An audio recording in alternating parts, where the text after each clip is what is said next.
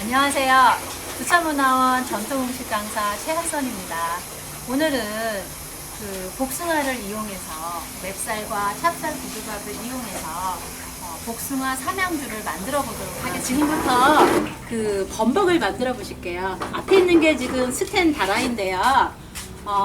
뜨거운 물로 쌀가루를 익혀야 하기 때문에 다른 그릇보다는 이렇게 스텐 용기가 가장 뭐라고 표현을 하죠? 안전하다고 저는 생각을 해요. 그래서 우선 뜨거운 물로 소독을 하는 게 가장 좋은데요. 그릇이 너무 커서 사실은 뜨거운 물로 소독하기가 좀 어려워서 30도 정도의 도수가 높은 소주로 이렇게 소독을 해줘요. 자, 소독을 한 연후에 이것은 이제 맵쌀가루인데요. 1차하고 2차 술은 맵쌀가루를 이용을 해요. 그리고 쌀이 부드러워야 발효되기가 쉽기 때문에 이렇게 항상 범벅을 하기 전에는 체에 내려서 입자를 부드럽게 만들어 주어야 돼요. 그리고 이 술을 하는 쌀은 절대 소금을 하면 안이 되어요. 만약에 소금간이 들어가면 미생물이 발효를 잘 못해요. 그래서 소금을 넣지 않은 맵쌀을 가장 곱게 빻아서 술을 만들어요.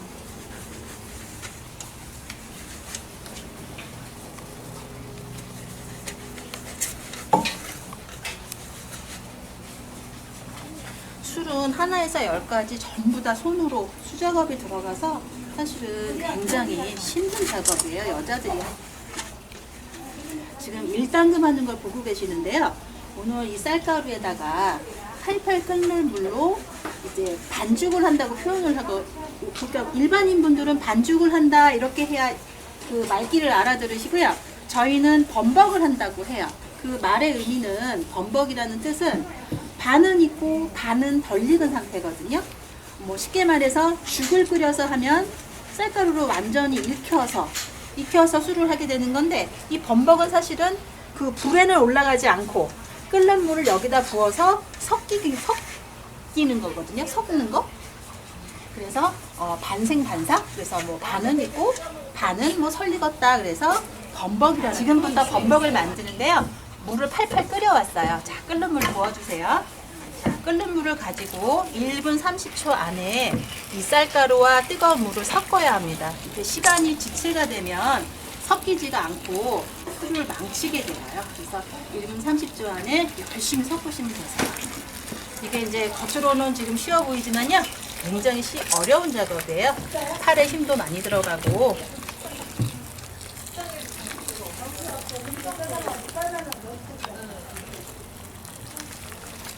사실은 이 정도 상태로 그 쌀가루가 완전히 익지는 않겠죠. 아마 이 정도 상태면 반은 익고 반은 덜 익은 그 정도의 범벅 상태고요. 지금 1분 30초가 채 안 걸렸죠. 물하고 쌀가루하고 지금 골고루 섞였고요. 지금부터는 지금 약간 몽월져져 있는데요. 얘들 약간 풀어주는 그런 과정을 거칠게요. 그래서 이제 처음 하시는 분들은 이제 팔에 어떤 힘을 고르게 주기가 어려워서 사실은 이 범벅하는 걸 굉장히 어려워하세요. 근데 이게 몇 번 반복해서 연습하시면 그렇게 또 어려운 과정은 아닙니다.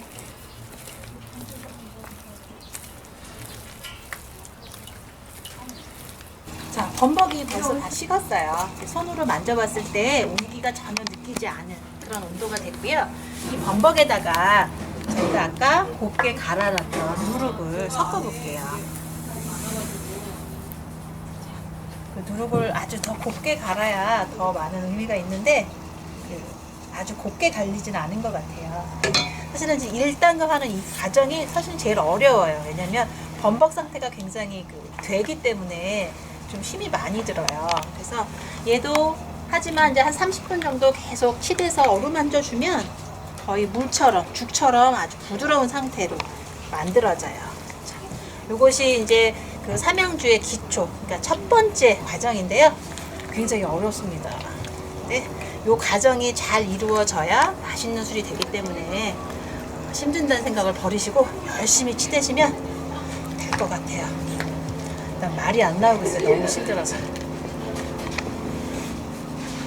그래서 의외로 이제 이 술 담그는 게, 전통주 담그는 게 사실은 힘이 많이 들어가서 남자분들이 좀 하면 좋겠다라는 생각을 많이 하시는데요.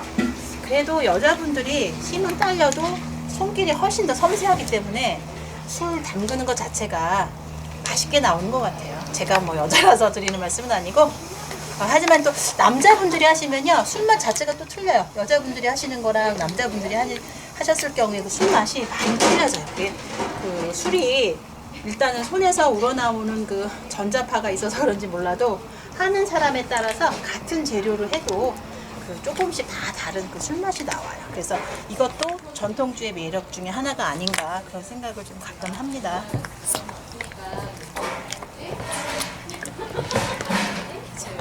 얘를 앞으로 한 30분간 부드러운 죽 상태가 될 때까지 계속 치대시겠습니다.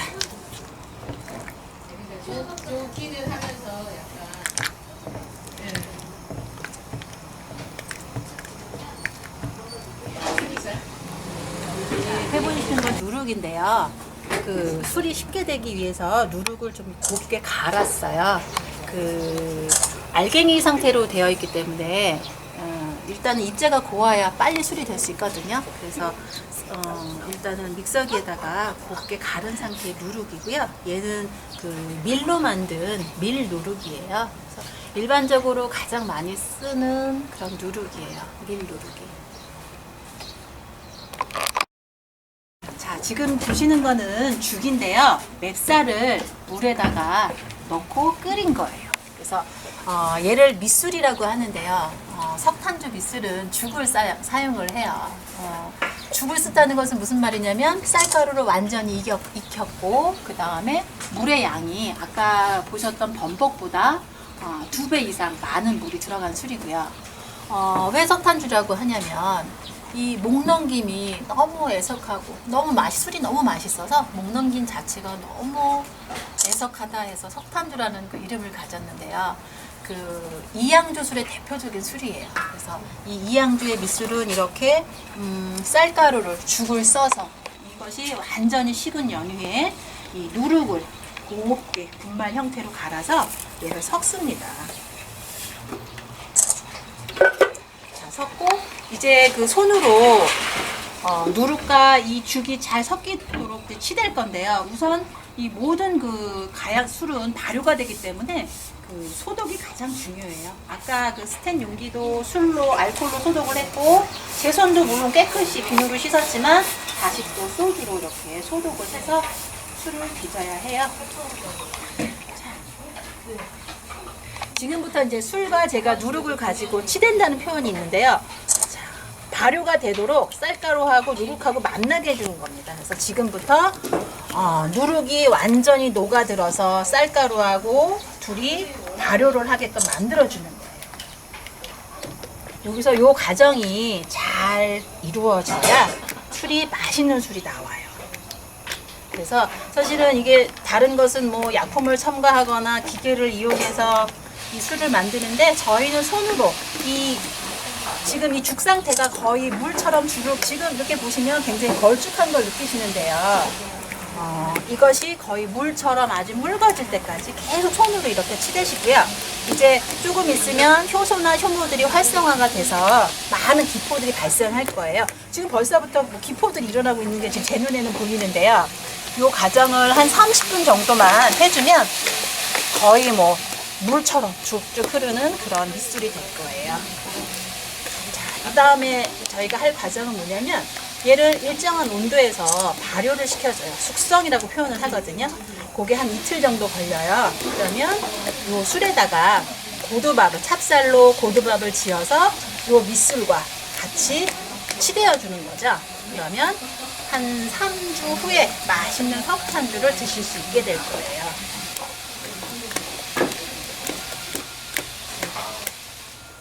지금부터는 공기하고 많이 이렇게 만나도록 계속 이렇게 섞어줍니다. 이 술을 치대는 방법은 사실은 뭐 이렇게 많지는 않고요. 그냥 공기하고 잘 만나도록 잘 저어주는 것밖에는 없어요. 벌써 기포 터지는 거 보이시죠? 벌써 효소하고 효모가 이렇게 자기네들이 벌써 일을 시작을 했어요. 이렇게.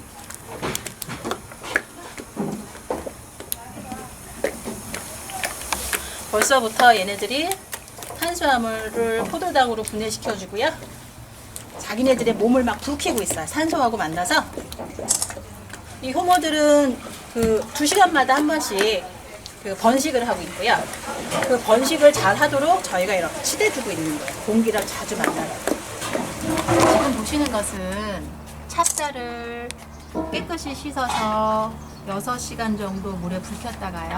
물기를 완전히 빼서 고두밥을 지어놓은 상태예요. 그래서 얘도 마찬가지로 아주 완전히 차갑게, 뭐 차갑게라고 하지만 뭐 그냥 상온 정도가 되겠죠. 그 정도로 식혔어요. 그래서 여기에다가 이 고두밥에다가 저희가 범벅해서 그 발효시켜놓은 것을 같이 섞어서 치댈 예정이에요. 이게 저희 삼양주의 마지막 단계라고 보시면 되겠습니다. 자, 다시 이 스텐 양동이를 술로 소독을 하겠습니다. 그리고 아까 건포제기 어딨어요? 거기 옆에 있어요?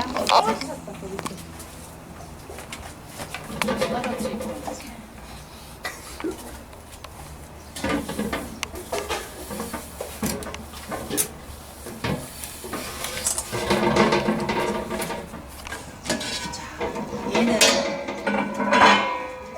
발효가 다 끝난 상황의 범벅이거든요.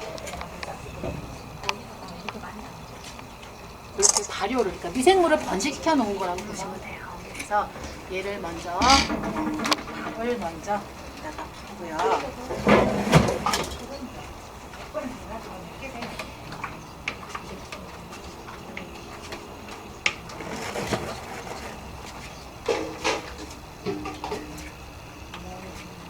얘 좀 부어주시겠어요?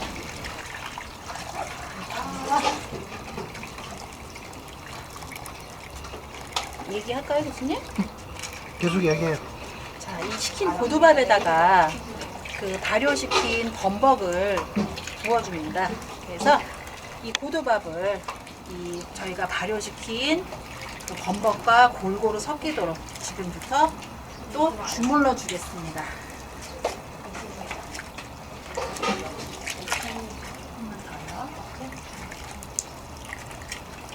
이 전통주는요, 그 손으로 많이 치대줄수록 맛있고요.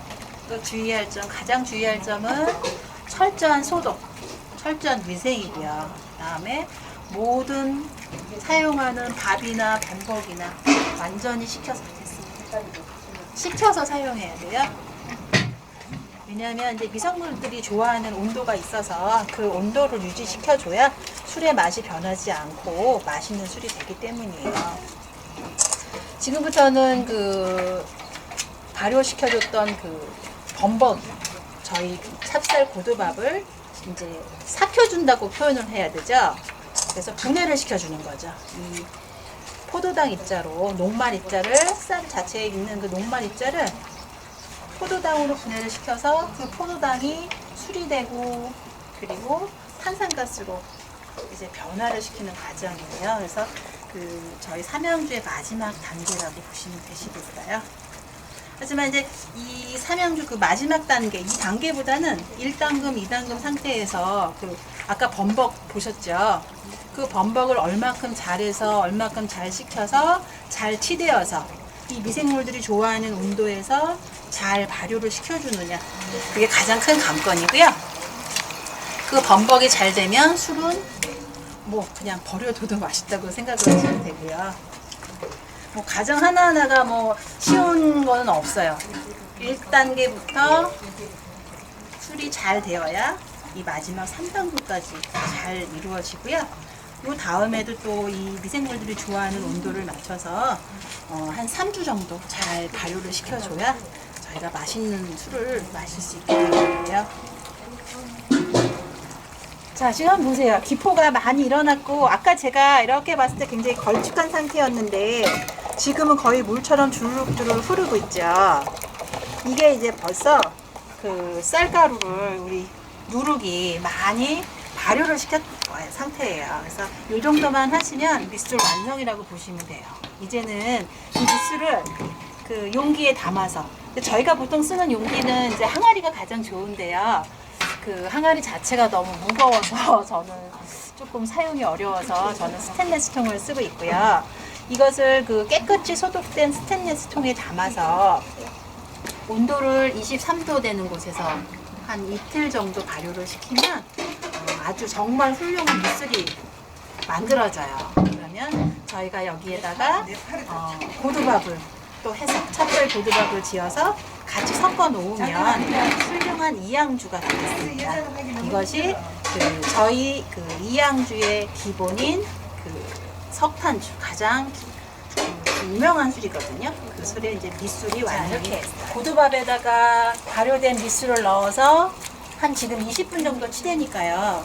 표면에 지금 많은 기포들이 생겼어요. 그리고 그 느낌은 제가 못 느끼시겠지만 굉장히 걸쭉한 느낌이니까 처음에는 얘는 맑은 물 느낌에서 이제 이 쌀알에서 전분질이 빠져나와서 이 물 자체가 굉장히 걸쭉한 느낌이니까 아주 굉장히 뽀얗게 됐어요. 막걸리 색깔이죠. 이 단계에서 이제 저희가 그 술의 이름을 결정짓는 부재료를 넣는데 저희는 오늘 복숭아를 넣어서 복사주를 담글 예정이에요. 복숭아는 되도록이면 맛있고 향이 깊고 좋은 복숭아를 넣어야 술이 맛있어지겠죠. 그래서 그 복숭아 넣는 양은 사실은 복숭아 자체에 그 당분이 있어서 많이 넣으면 달아진다는 생각을 하시는데요. 이 복숭아의 양은 물 양이라고 보시면 돼요. 그래서 복숭아가 들어가는 양만큼 사실은 이 술이 필요로 하는 물량을 줄였었어요. 그래서 나머지 수분을 복숭아로 준다고 이렇게 생각을 하시면 되고요. 지금부터 복숭아를 한번 넣어보도록 하겠습니다. 네, 복숭아 좀 넣어주세요. 이것이 한 3.6kg 정도 되는 양이고요. 저희가 애초에 술을 처음에 빚을 때 한 3.6L 정도의 물을 줄여서 넣었어요. 그래서 이 복숭아와 이렇게 섞어주면 복숭아 자체에서 갖고 있는 수분이 빠져나와서 그 술의 어떤 농도를 조정을 해줍니다. 그래서 지금은 그 황도를 썼기 때문에요. 술빛이 약간 노르스름 하면서 약간의 그 볼구스름한 그런 술빛이 될 것 같아요. 과일은 거의 맨 마지막 단계에서 넣기 때문에 굳이 여기서는 오래 치대어주지 않고 이 상태로 주면 이 술과 복숭아가 같이 어우러져서 발효하게 돼요. 그래서 복숭아에 있는 모든 영양분과 수분이 이 술 속으로 서로 녹아들어서 맛있는 복사주가 될 것 같습니다. 지금부터는 원래는 그 효소나 효모가 한 23도의 온도를 좋아하는데요. 저는 그거보다도 조금 더 차가운 온도에서 그러니까 저온 발효라고 하는데요. 술은 천천히 되지만 좀 더 깊은 맛과 향을 내주기에는 아주 좋습니다. 그래서 한 지금부터 3주에서 4주 후면 맛있는 복숭아 막걸리가 나올 것 같습니다. 지금 요술을 보여드릴 텐데요. 저희가 10월 2일 날 1단금을 했고요. 그 다음에 이틀 후인 10월 4일 날 2단금을 했어요. 이거는 아까 보셨던 그 범벅 있죠.